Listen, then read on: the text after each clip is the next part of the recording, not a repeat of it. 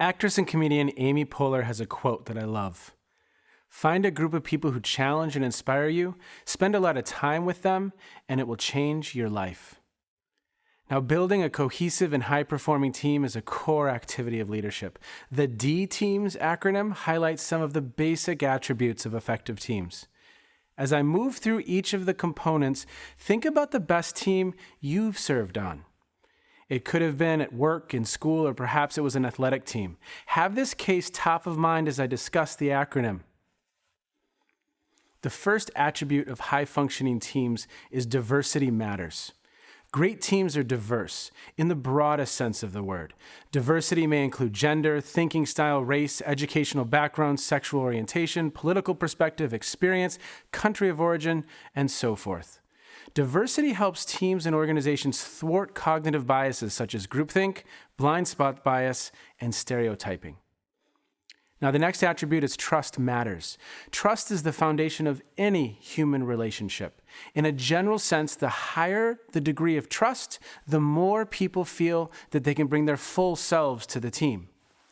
So it's vital to build strong trust among team members. Some indicators of trust on your team include high levels of involvement from all team members, high levels of input from each team member, strong relationships among team members, a willingness to openly provide feedback, especially to people in authority, and a high level of self and group awareness. The next attribute is emotions matter. Like trust, emotions are central to relationships and leadership. Intuitive leaders pay close attention to the feelings of individual group members and the emotional state of the team as a whole. Are members having fun and enjoying the process? And is there a general sense of joy? Or are emotional levels low and de-energized?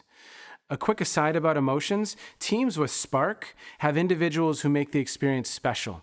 These individuals see the good, lift spirits, and are acutely aware of how humor and a positive comment can make all the difference.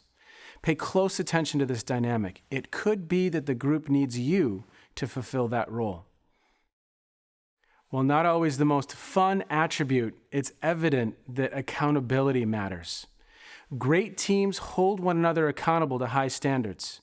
They do not enable destructive or unhealthy behaviors and ensure that each individual is fulfilling their role.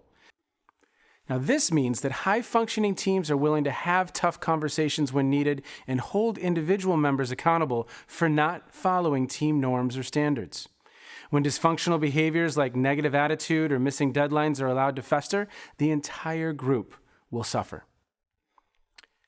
Member norms matter because they serve as the team's operating agreement.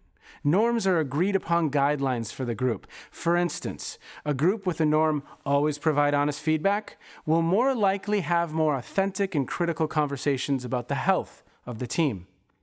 Likewise, a team with a norm of always follow through will be better prepared to hold individual members accountable when they do not follow through on a task or a norm. Now, it's common sense that small wins matter, but it's not always common practice for leaders to pause and acknowledge them. Most would agree that teamwork can be challenging. Naming the small wins is critical to effective group functioning. The work is often long, arduous, and challenging. So individuals who see and identify the small wins can both energize the group and remind others of the good that is happening. Also, individuals who name the small wins can influence and shift the emotional state of the group. So to conclude this quick lesson, I have 3 reflection questions for you. So if you had to remove one of the concepts in D teams, which one would it be and why? Number 2, norms are critical to team success but rarely prioritized. Why is this? And 3, why is peer accountability so tricky to master? What's behind the desire to avoid conflict in social systems? While the attributes are simple in concept, they are less common in practice. In reality, developing a strong team takes time, vulnerability, risk, humility, and attention. And I wish you all the best on your adventures.